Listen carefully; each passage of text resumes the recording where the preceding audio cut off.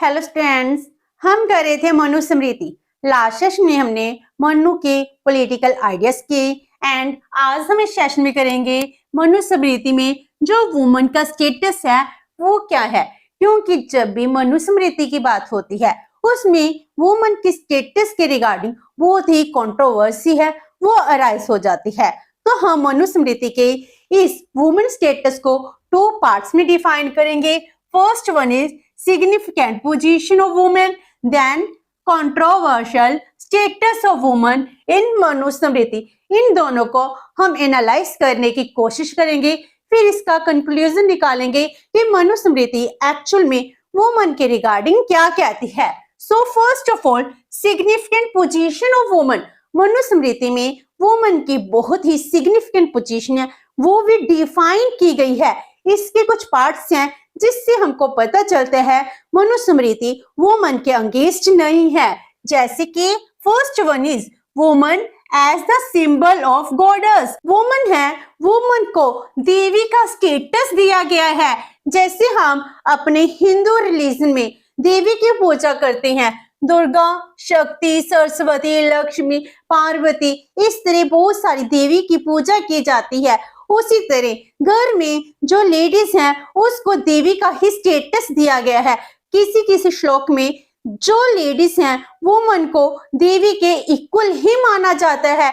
ये कहा जाता है जिस घर में वुमन की रिस्पेक्ट नहीं होती, उसकी डिग्निटी है उसको मेंटेन नहीं किया जाता, उसके कुल के कुल नाश हो जाते हैं। तो इस तरह हर एक घर में देवी की, जो उसके घर में वुमन है उसकी डिग्निटी की रिस्पेक्ट करनी फैमिली मेंबर्स की ही रिस्पॉन्सिबिलिटी मानी जाती है। तो जो एक हाउस है, हाउस में वो किचन संभालती है, उसका अन्नपूर्णा देवी कहा जाते हैं, जिसमें वो घर की हर एक फैमिली मेंबर्स की रिक्वायरमेंट को फुलफिल करती है। तो वो हाउस होल्ड की ग्लोरी मानी जाती है। तो यही कहा जाता है नारी बिना घर भूतों का डेरा लगता है, इसीलिए उसको इतनी ज्यादा इंपॉर्टेंस दी गई है कि उसके बिना घर घर बन ही नहीं सकता।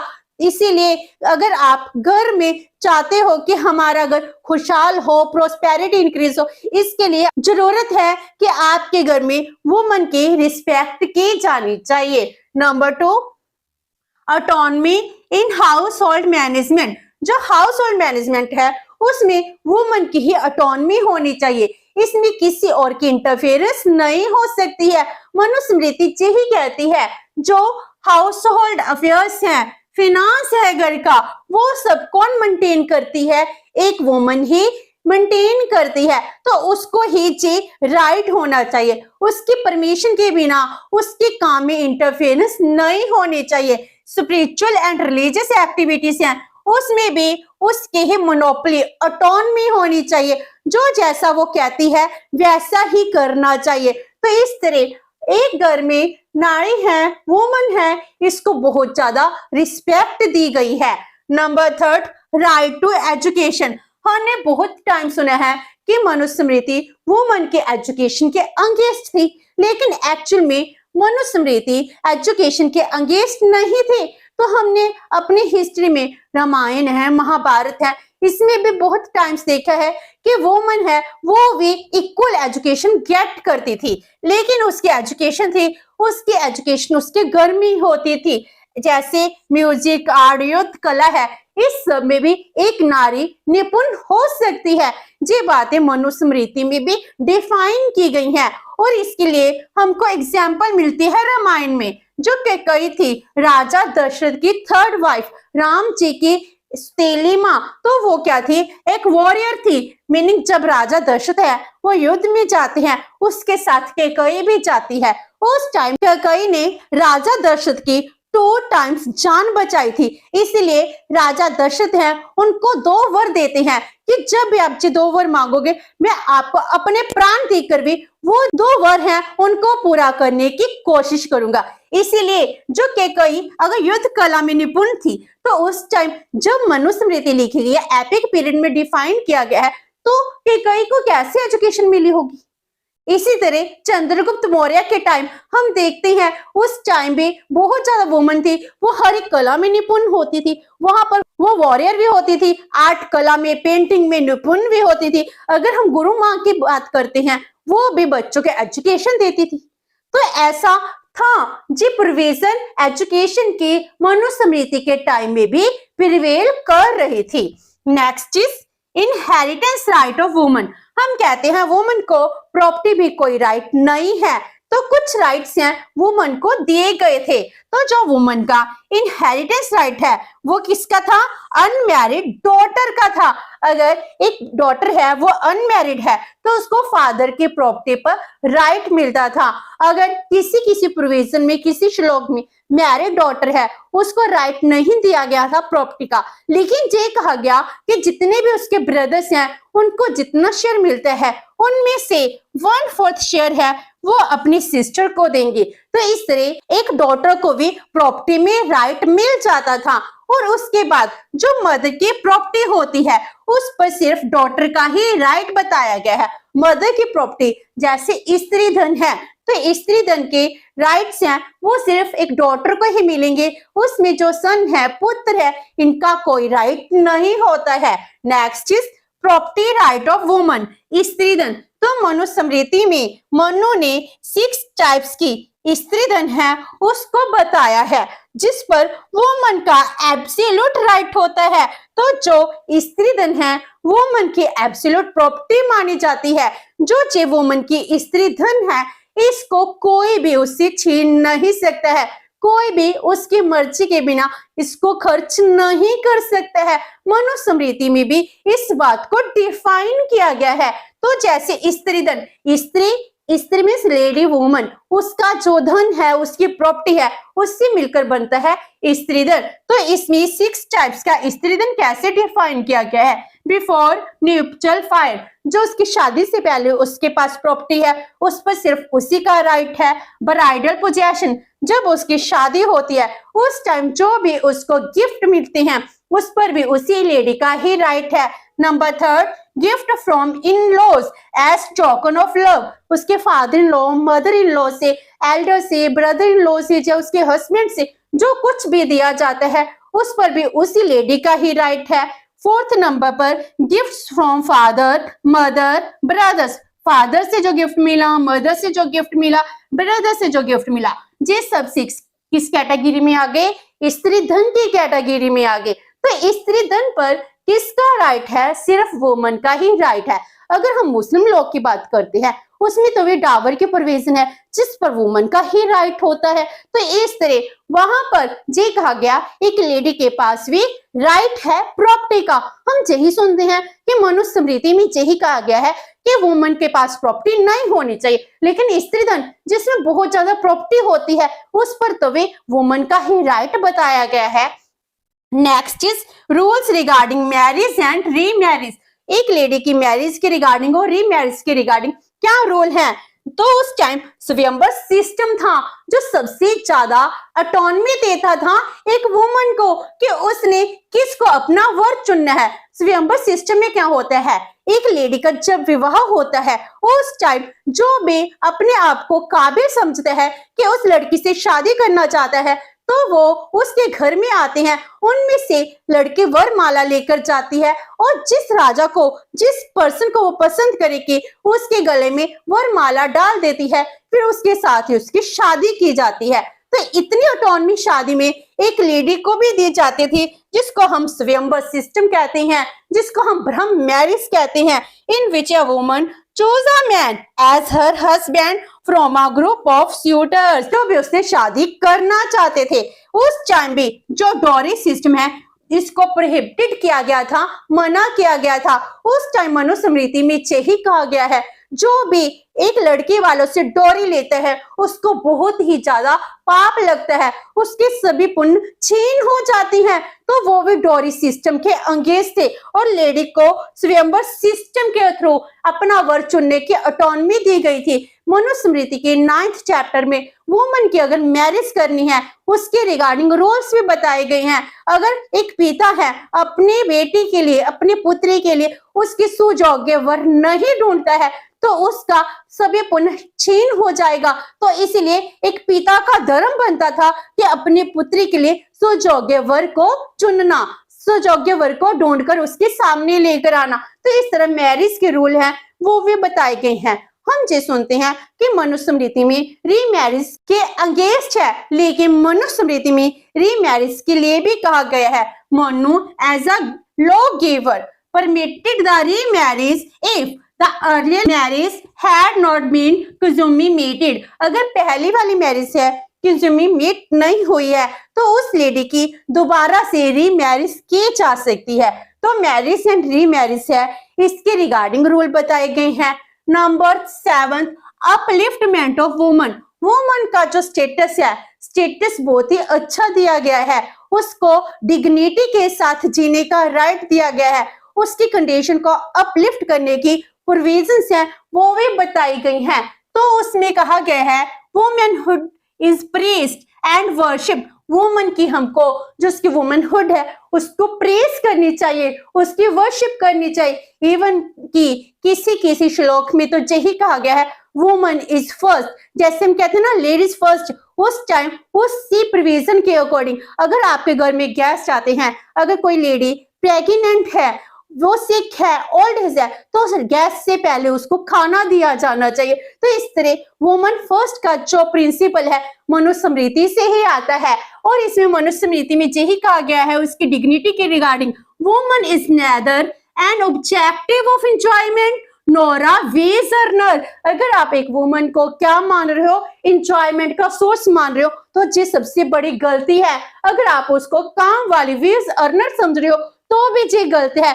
तो वो आपके घर की रिस्पेक्ट है, आपके घर की डिग्निटी है, उसको संभालना आपकी रिस्पॉन्सिबिलिटी है। आपको उसकी विशेष को पूरा करना एक जेंट्स होने के नाते रिस्पॉन्सिबिलिटी बन जाती है। उसके वेलफेयर के लिए काम करना आपकी ड्यूटी बना दी गई है। And last one is condition for second marriage of husband. अगर उस टाइम एक जेंट्स है, एक हस्बैंड ने सेकंड मैरिज करनी है, उसके लिए भी सेकंड मैरिज के लिए कंडीशंस हैं वो डिफाइन की गई हैं। क्योंकि उस टाइम पॉलीगैमी था जिसको सभी फेवर करते हैं, मनुस्मृति में भी पॉलीगैमी को फेवर किया है। तो ही हस्बैंड में contract a second marriage only with the consent of first wife. First wife अगर कंसेंट देती है उसके बाद ही सेकंड मैरिज की जा सकती है। तो इस तरह वुमन को जो मनुस्मृति में इसके अगेंस्ट बताते हैं कि वुमन पर अत्याचार करती है, ऐसा कुछ भी नहीं है। जो उसके अपलिफ्टमेंट के लिए बहुत कुछ करती है, लेकिन फिर भी मनुस्मृति में कुछ कंट्रोवर्शियल स्टेटस है जिसमें वुमन की डिग्निटी को हार्म पहुंचाया गया है। पहले तो अगर हम पॉलीगैमी की बात करते हैं तो ये कहाँ का न्याय है कि एक हस्बैंड है, एक हस्बैंड बहुत ज्यादा वाइफ से शादी कर सकते हैं, लेकिन एक विडो है, अगर उसकी शादी कंज्यूमेट नहीं हुई है तभी वो रीमैरिज कर सकती है, अदरवाइज वो रीमैरिज नहीं कर सकती है। तो कुछ पॉइंट हैं जिसमें वुमन की जो पोजीशन है उसको इंफीरियर सबऑर्डिनेट पोजीशन बताया गया है। First one is male dominance and he protects the women in every age. तो पहले ये कहा गया है कि इस समाज में मेल ही डोमिनेट रहेगा, जिसको हम पैट्रियार्कल सोसाइटी कहते हैं। पैट्रियार्की में जो मेल है वो ही डोमिनेट होता है, वो ही वुमेन को हर एक एज में प्रोटेक्ट करता है। जब एक लड़की का जन्म होता है तो उस टाइम उसके फादर हैं उसको प्रोटेक्ट करते हैं, जब उसकी शादी होती है हस्बैंड प्रोटेक्ट करते हैं, और उसके बाद जब वो ओल्ड एज में चली जाती है तो उसके बच्चे हैं, सन हैं, उसको प्रोटेक्ट करते हैं। इसका मीनिंग हुआ कि मनुस्मृति कहती है वुमन को कभी भी इंडिपेंडेंट अकेले नहीं छोड़ना है।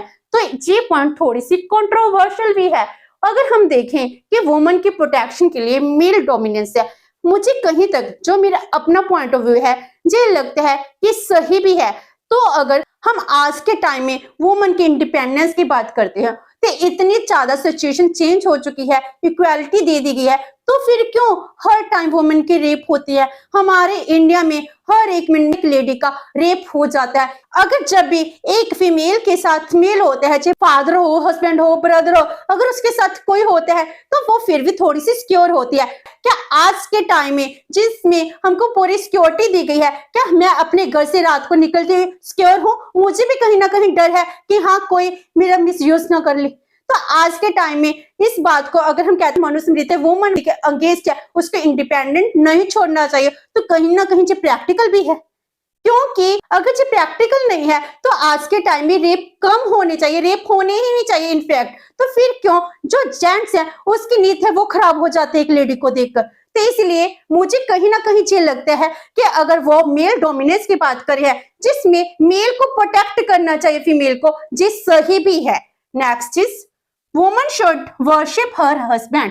वुमन को अपने हस्बैंड को वर्शिप करनी चाहिए। हाँ जी, थोड़ी कंट्रोवर्सी है कि एक वुमन है अपने हस्बैंड को एक परमात्मा की तरह पूजा करे, ऑल्दो उसमें कोई क्वालिटी है चाहे नहीं है, अगर उसका पति उसमें कोई भी गुण ना हो, वो पूरी तरह निकम्मा हो, उसकी पूजा करनी चाहिए। तो ये थोड़ा सा गलत है। Number third, heavy punishment for the unfaithful women. अगर अडल्टरी की जाती है, वुमन अनफेथफुल हो जाए, उसको बहुत ज्यादा हैवी पनिशमेंट दी जाती है। अगर मैन है वो क्या करते हैं, अडल्टरी करते हैं, वो अनफेथफुल हो जाते हैं, तो उसके लिए हैवी पनिशमेंट की प्रोविजन नहीं की गई है। This is the partiality with the woman. Next is child marriage and polygamy. उस टाइम छोटे छोटे बच्चों की मैरिज कर दी जाती थी, तो चाइल्ड मैरिज और उसके बाद एक मेल की एक से ज्यादा मैरिज करा देना पॉलीगैमी। तो ये प्रोविजन है, ये भी एक तरह से हम कह सकते हैं वुमन के अगेंस्ट है। तो इसका क्या प्रैक्टिकल कोज है, क्या लीगल एस्पेक्ट है, हमें नहीं पता। हो सकता है उस टाइम अगर पॉलीगैमी थी, वुमन की पॉपुलेशन ज्यादा हो, क्योंकि उस टाइम आज की तरह सेक्स डिटर्मिनेशन नहीं होता था, एक लड़की को पेट में नहीं मारा जाता था, इसीलिए हो सकता है फीमेल की पॉपुलेशन ज्यादा हो, तो इसीलिए पॉलीगैमी की प्रोविजन हो। इसका एस्पेक्ट है, हमें नहीं पता है। And next is no inheritance right of married women. जो मैरिड वुमेन है उसका कोई भी प्रॉपर्टी में हेरिटेंस राइट नहीं होता है।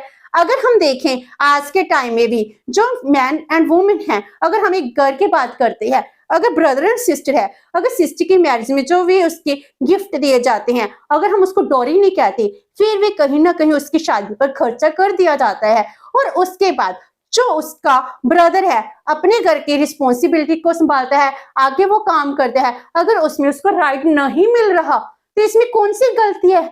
उसके बाद ये तो ये प्रोविजन है, अगर एक मैरिड वुमेन है, ब्रदर को चाहिए 1/4 प्रॉपर्टी का शेयर है, अपनी सिस्टर को देना चाहिए एज अ रिस्पेक्ट। तो ये तो भी सही है कि सिस्टर को प्रॉपर्टी में राइट मिल रहा है as a token of love. जरूरी तो नहीं है हर टाइम हर एक मैरिड लेडी है वो अपने मायके से शेयर लेकर ही आती है प्रॉपर्टी में से। तो जो प्रॉपर्टी से राइट, हमें प्रॉपर्टी वुमन को, अगर हम वुमन की बात करें, हम ये नहीं चाहते कि मुझे प्रॉपर्टी का शेयर मिले, हम ये चाहते हैं जब भी हम अपने मायके में जाए वहां पर हमको रिस्पेक्ट मिले, ब्रदर सिस्टर भाभी हैं वो सभी हमसे प्यार से बात करें, हम पर अपना प्यार लुटाए, ना कि प्रॉपर्टी चाहिए। तो इस टाइम अगर कहा भी गया है कि मैरिड वुमन का प्रॉपर्टी में राइट नहीं है, तो कहीं ना कहीं जो उसके लालची ससुराल वाले हैं तो इस चीज को कंट्रोल किया गया है। अगर मैरिड होने के बाद अगर वो यही कहेंगे तुम्हारे मायके से प्रॉपर्टी मिलेगी, तो इसका मीनिंग हो गया कि आप दहेज मांग रहे हो। कहीं ना कहीं जो प्रोविजन है दहेज के अगेंस्ट हो जाती है। तो जो लास्ट वन है ड्यूटीज ऑफ वाइफ, वाइफ की ड्यूटीज को भी इन्होंने डिफाइन किया है।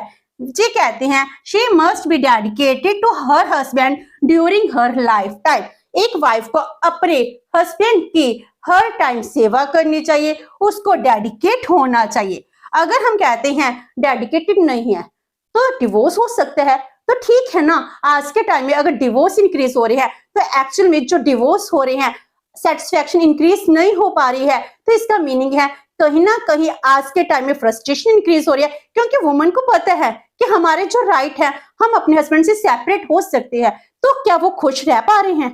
तो मीनिंग आप जो कह रहे हो कि डेडिकेटेड नहीं है, विदाउट डेडिकेटेड रहना चाहिए, एक वाइफ की ड्यूटी बनती है। तो इसकी तरह इस समाज में अनार्कीइज्म तो भी फैल रहा है। जो हम आज के टाइम में सिविल केसेस देख रहे हैं कितने ज्यादा इंक्रीज तो भी हो रही है, इसका एक डिमेरिट तो भी है अगर वुमन डेडिकेटेड नहीं होगी। Next is must worship her husband even if he is devoid of virtues। ये कहा गया कि अगर उसमें कोई भी गुण नहीं है तो भी अपने हस्बैंड की वर्शिप करनी चाहिए। वर्शिप का मीनिंग हो गया कि तुम्हारा हस्बैंड है, एटलीस्ट तुम उसको निग्लेक्ट नहीं करना चाहिए। अगर वो निकम्मा भी है तो कम से कम आपको उसके साथ अडल्ट्री नहीं करनी है। आज के टाइम में अडल्ट्री लीगल बनती जा रही है, लेकिन इसमें जो सोशल हार्मनी है वो कहीं ना कहीं इम्बैलेंस ला रही है। Next is can not do anything which will displease her husband. एक वाइफ को कुछ भी ऐसा नहीं करना चाहिए जिससे उसका हस्बैंड है उस खुश ना हो। तो इस तरह एक हस्बैंड है, हस्बैंड की भी ड्यूटी बताई गई है कि एक वुमन है, वुमन की रिस्पेक्ट करनी चाहिए, उसको सिक्योर करना चाहिए। इवन कि एक हस्बैंड की जे भी ड्यूटी बता दी गई है, वो उसको सिक्योर कर सकता है, प्रोटेक्ट कर सकता है। लेकिन एक हस्बैंड की ड्यूटी जे भी बनती है कि वो उसकी मर्जी के बिना उसकी बॉडी के किसी पार्ट को टच भी नहीं कर सकता। ये भी मनुस्मृति में ही डिफाइन किया गया है। और उसके बाद वाइफ के रिगार्डिंग यही कहा गया है, a wife can not perform sacrifices independently. Meaning एक वाइफ अगर यज्ञ हवन की बात करते हैं वो खुद इंडिपेंडेंटली नहीं कर सकती है। तो एक हस्बैंड है, अगर हस्बैंड भी यज्ञ हवन करते हैं उसके लिए वो वाइफ के बिना नहीं कर सकता है। जैसे हम रामायण की बात करते हैं, राम जी ने जब हवन करना था तो सीता माता को वनवास मिल गया था, उसके बाद सोने की मूर्ति बनाई जाती है सीता माता की। तो इसका मीनिंग क्या है, ये प्रोविजन की गई है अगर वाइफ जो भी स्पिरिचुअल वर्क है हस्बैंड के बिना नहीं कर सकती तो हस्बैंड भी वाइफ के बिना नहीं कर सकते हैं। Last one is must not consume liquid connect with weak persons. जो वीक पर्संस होते हैं उनके साथ उसको कनेक्ट नहीं होना चाहिए। Not separate from her husband under the influence of misunderstanding. किसी भी गलतफहमी में आकर अपने हस्बैंड से सेपरेट नहीं होना चाहिए। जो वीक पर्सन है उनकी कंपनी नहीं करनी चाहिए। अगर हम ऐसा कुछ करते हैं तो इसके बाद हमारा ही घर है वो बर्बाद हो जाता है। तो जो प्रोविजंस हैं एक वाइफ की ड्यूटीज बताई गई हैं, हस्बैंड की ड्यूटी से बताई गई हैं। तो मनुस्मृति में जो वुमन की पोजीशन है एक्चुअल में जो हमें बताया जाता है कि उसके एक एस्पेक्ट को ही हमको बता रही है कि वुमन को कहा गया कि इंडिपेंडेंट नहीं रहना चाहिए, वुमेन एजुकेशन नहीं ले सकती। तो ये सब कुछ कहीं ना कहीं गलत एस्पेक्ट ही डिफाइन किया गया है। एक्चुअल में मनुस्मृति वुमन के अंगेंस्ट नहीं थी, जिस सोसाइटी में हार्मनी को क्रिएट करने की कोशिश करती है, जिसमें उसको रिस्पेक्ट भी दी जाती है, उसकी डिग्निटी को मेंटेन करने की प्रोविजंस हैं वो भी डिफाइन की जाती हैं। हाँ जी हैं किसी एक आदि प्रोविजन में वुमन को इंफीरियर बताया गया है अगर हम कंपेयर करते हैं विद द मेल। लेकिन हो सकता है कि जो एक्चुअल मनुस्मृति है इसमें ये डिफाइन ना किया गया हो और उसके बाद जब इसको ट्रांसलेट किया जाता है इसकी जो कमेंट्रीज हैं उसमें ये प्रोविजन चेंज कर दी गई हो। तो जो भी मैंने पढ़ा मनुस्मृति में वुमन की स्टेटस के रिगार्डिंग, तो मुझे यही कंक्लूड कर सकती हूँ कि मनुस्मृति है वो वुमन की स्टेटस के, वुमन की डिग्निटी के अगेंस्ट नहीं है। तो इस तरह आज हमने क्रिटिकल इवैल्यूएशन की वुमन स्टेटस की। होप सो कि आपको ये सेशन अच्छा लगा होगा। अगर आपकी कोई क्वेरी है तो post comment box and video अच्छी लगी तो please like and share with your friends. Thank you so much and have a nice day.